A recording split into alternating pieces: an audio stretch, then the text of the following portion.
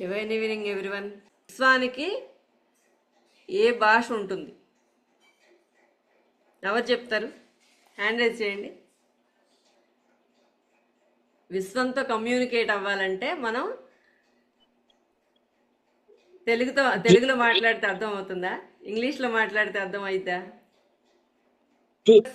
యూనివర్స్కి అర్థమయ్యే భాష ఏంటంటే వైబ్రేషన్స్. మన వైబ్రేషన్స్,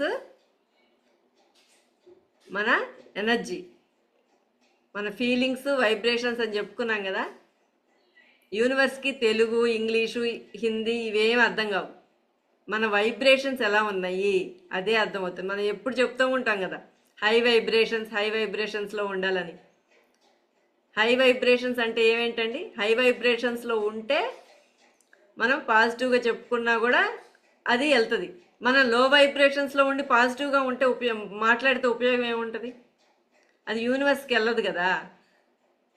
నాకు చాలా బాధగా ఉంది, కోపంగా ఉన్నాను, లేకపోతే ఈర్ష్య, పగ ఇవన్నీ ఉంచుకొని నేను పాజిటివ్గా మాట్లాడితే అది యూనివర్స్కి ఎలా కనెక్ట్ అవుతాం? Universe communicate అవ్వలేము.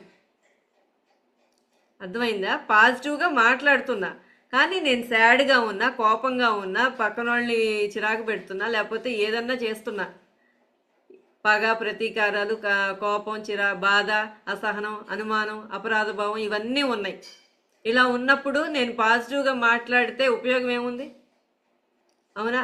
అది ఏం జరుగుతుందా? నా మాటే మంత్రం అని చెప్పి అనుకుంటున్నాము. మాట మంత్రం అవ్వాలంటే ఎలా ఉండాలి? మనం హై వైబ్రేషన్స్లో ఉండాలి. అవునా?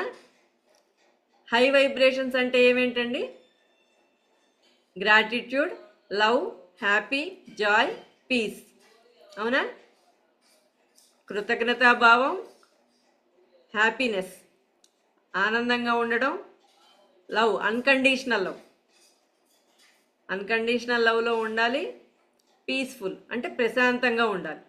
ఎప్పుడైతే ఈ హై వైబ్రేషన్స్లో ఉండి మనం పాజిటివ్గా మాట్లాడితే అప్పుడు మనం ఏదంటే అది మంత్రంలాగా పనిచేస్తుంది.